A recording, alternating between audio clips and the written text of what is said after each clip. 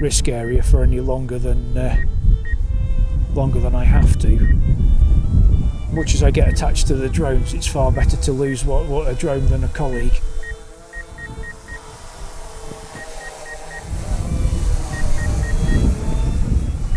Though I would be really upset if I lost this little guy. I mean, that battery was only on about 50% when we started, so normally we're getting 25 minutes operational with a full one.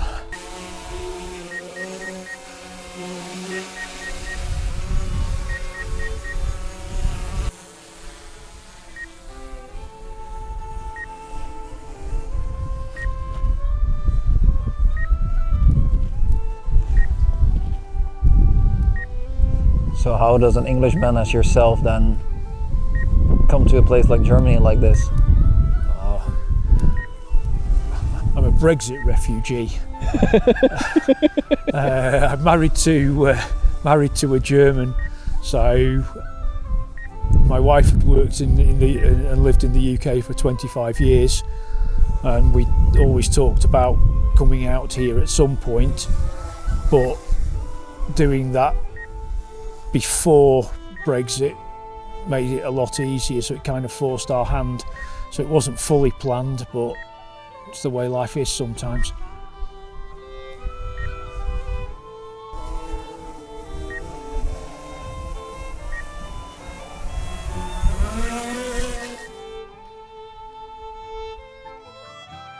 Can you tell a little bit what is this Grant? What we use for training rather than having people hiding. Printed dummy. Some of the English mountain rescue teams came up with the idea. It's just tarpaulin material, optical pictures, but we can put a heat pad under or hot water bottles to give us a heat signature. Again, we've tried using full-size dummies, but they're really heavy and bulky, don't fit in the vehicle. Whereas that we can roll up and have 3 of them in a tube in the vehicle, no problem. Again, it's not as the same as having real people. We train on both, but for basic it's good. And in the summer, when there's not much temperature difference between people and the surrounding area, we can increase the heat on this, so you get a difference that you can pick up on the thermal signature for training in the summer.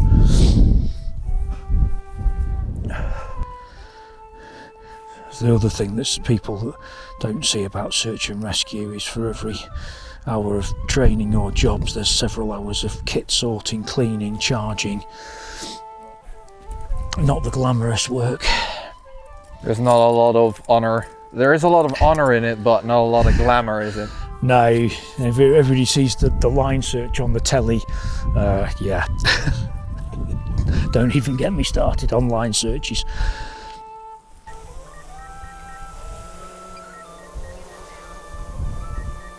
If I waypoint that position, that gives me exactly where the patient is.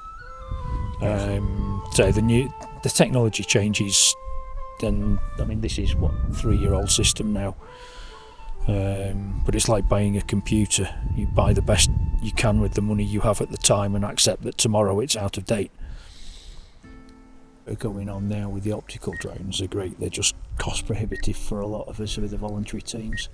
Is that the major issue that you're dealing with, Grant, is funding? Or I think the volunteer teams funding is always an issue.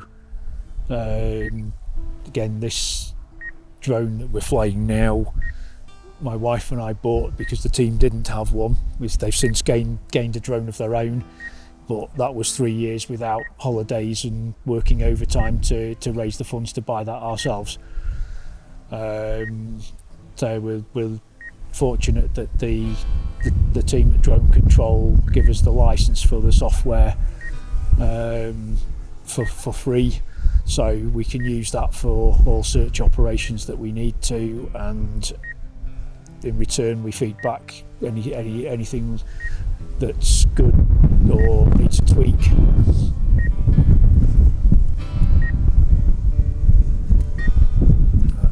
Again, it's the same problem always with the smaller volunteer teams. In Germany, some of the bigger teams get funding because the system, like the Bergwacht here, do get some funding from rescues. In the UK, the mountain rescue gets nothing from the rescues. The cave rescue here gets nothing from a rescue. It can take 50 volunteers days to carry out. The dog teams that we work with, they get no funding from rescues.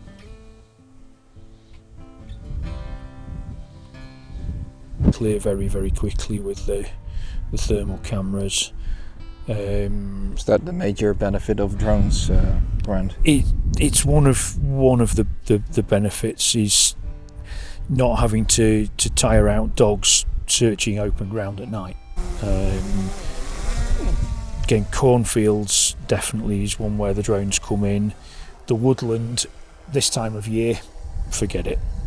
Too many leaves. You'll get some visibility. I mean, we can have a scoot down.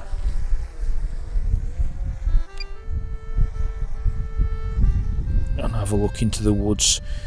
But again, already there you're picking up warm tree stems where the sun's been on them. I suspect we'll not get very much.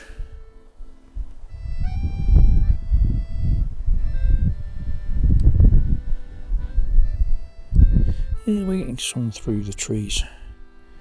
Today's a little cooler, so you get it on a hot summer's day, all you see is hot treetops. Oh yeah. Well, that's just the open ground. Why that's been warmed.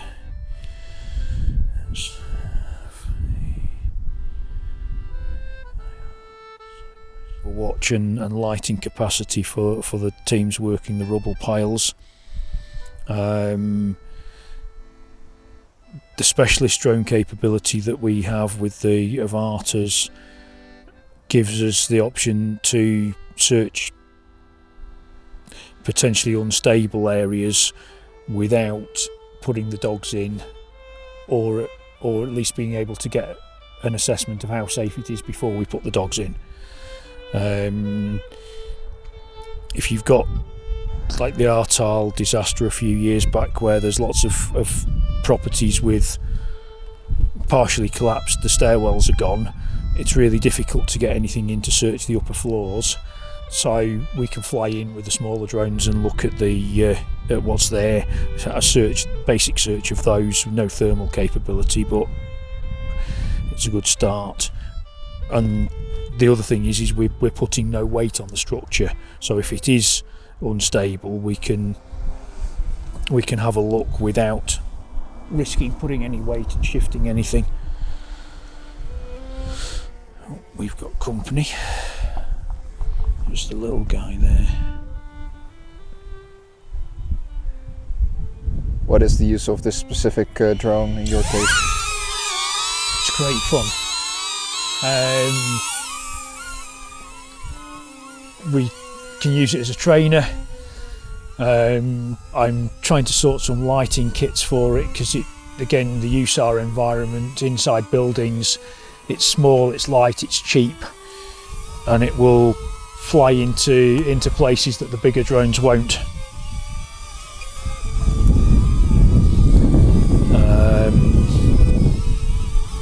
And it's really portable.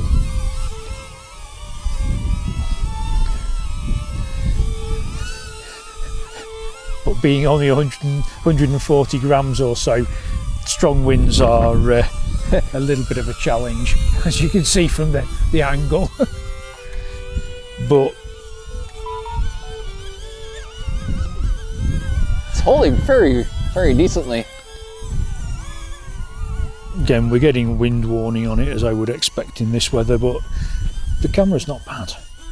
No, it's pretty stable, surprisingly. For such a little and cheap drone, the the camera quality is great. So if we take that into the urban environment, being able to fly close to people, close to structures with relative safety, it's a great little tool. Look at it, how it goes. It's fighting against the wind. That's really spectacular to see. So do you think that anybody that has a drone can do search and rescue? Or there is a particular skill to it that's more special than somebody that does it just recreationally?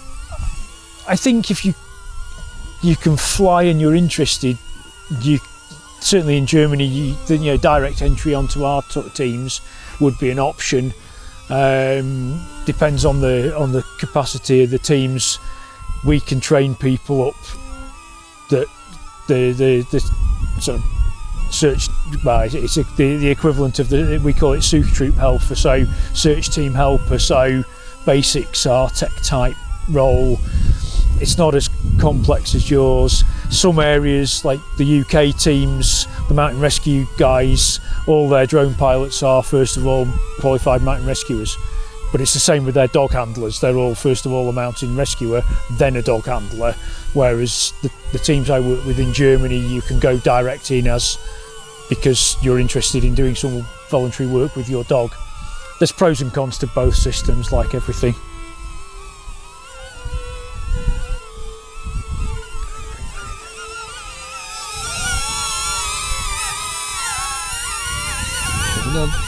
Come on. It's not like the wind. No, there we go. What is some tips that you'd like to give for people that are starting to use drones in search and rescue? Like in most situations, use whatever you've got access to. Learn how to use that to the best that you have. You don't always have to have the newest, best drone going, but if you can use the tools you've got to the best of their ability, you'll do okay.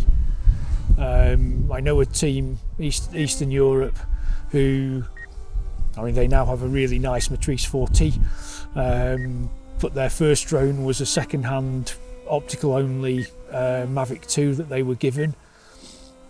Even the old drones, the old Mini 2, there's still a place for it.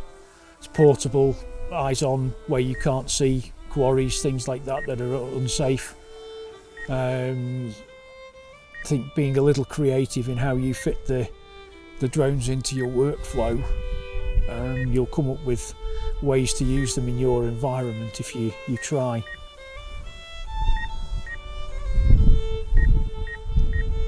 How do you think that, besides dogs, drones would combine with other resources? Again, I know Darryl in Scotland has good success combining them with sort of biological search 2 legs, so mountain rescue teams, putting them into the gorges, the dangerous areas, the steep ground where it's high risk for team members. Also water rescue. There's ways to use the drones for overview, safety, seeing what's there. A lot of the water rescue situations you can't get direct eyes on, but indirect over the drone you can see and identify risks before we put teams in. Similarly, the Australians started it years ago, but the North Sea also use it now. They have the special licensing to be able to drop self-inflating rescue devices from the drone to swimmers in distress, which, if you've ever tried, your background lifeguarding, if you're trying to see a missing person, drowning person in waves, it's really difficult from surface level, but from above it's crystal clear where they are. If you add to that a metre long inflatable thing they can hold on to that keeps them above the surface and makes them more visible, and if you mark the position with the drone, the boat teams or the rescue swimmers have got a visual point to go to that is clear to them from the surface. Again, there's so many possibilities. You've only got to look at the developments going on at the minute in, not always the friendliest environments that are changing the way we do things. The police, Americans using them, less so in Europe so far, but it's coming for first eyes on for the tactical teams going into buildings where they don't know what's there. Could be booby traps, could be risk, potentially saving officers getting hurt.